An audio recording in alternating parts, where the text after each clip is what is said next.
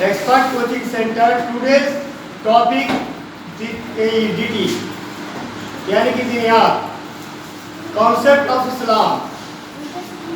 मीनार से बुलंद होने वाली आवाज, मीनार से बुलंद होने वाली आवाज। जैसे ही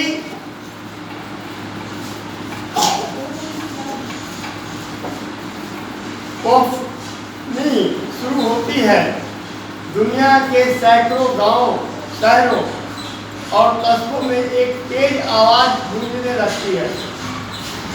ये मुअज्जिन की आवाज होती है। किसकी आवाज होती है? इस्लाम में यह आवाज बुलंद करने वाले पहले शख्स यानी पहले मुअज्जिन बिलाल रज़ियल्लाहु अन्हु थे। इस्लाम में आवाज बुलंद करने वाले पहले शख्स यानी पहले मुअज्जिन बिलाल रज़ियल्लाहु अन्हु थे, जो बिल्कुल इब्तिदाई मुसलमानों में से थे।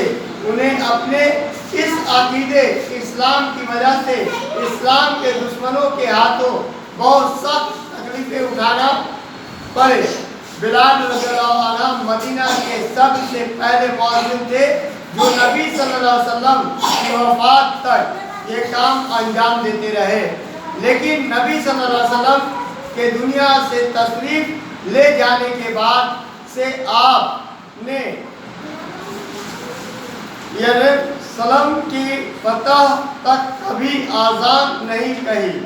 ये यरूशलेम हज़रत उमर रज़ियल्लाहु अन्हु के साथ गए थे और वहाँ फिर एक दफ़ा आपकी आवाज़ आज़ान सुनी गई। बिलाल रज़ियल्लाहु अन्हु के बारे में तफसील से तुम आइंदा किताब में पढ़ोगे। तुम आज़ान के अल्फाज पहले से जानते हो। नमाज फजर की आज़ान दूसरी नमाजों की आज़ानों से कुछ मुख्तलिफ, कुछ अलग होती है। तुम आज़ान की अल्फाज पहले से जानते हो। नमाज फजर की आज़ान दूसरी नमाजों की आज़ानों से कुछ मुख्तलिफ, कुछ अलग होती है।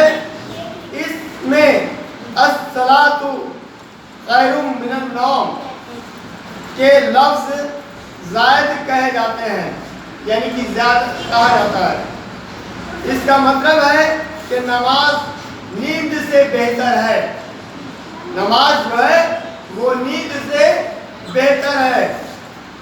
मुअज्जिन इस जुमे को हय्या अल फलाह के बाद दोबारा कहता है। आज़ान का जवाब देना मुसलमानों के लिए ज़रूरी है।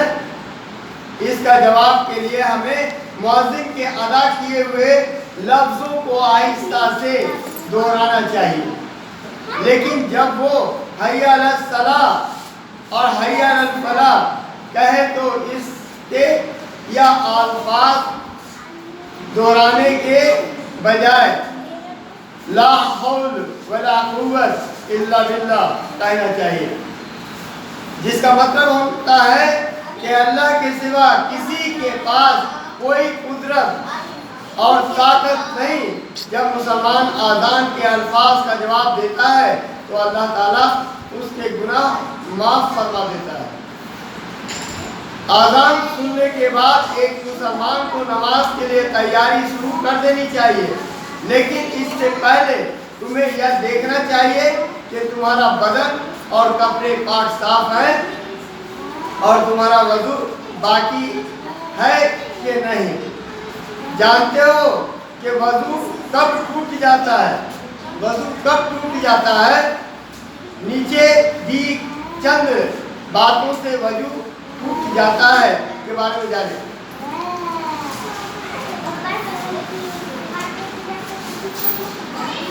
पहले जाना से पहले ताज़ा वजू जरूर कर ले।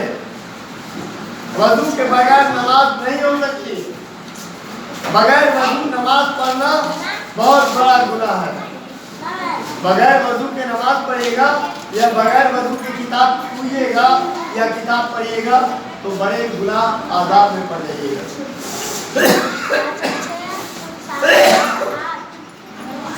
ठीक है।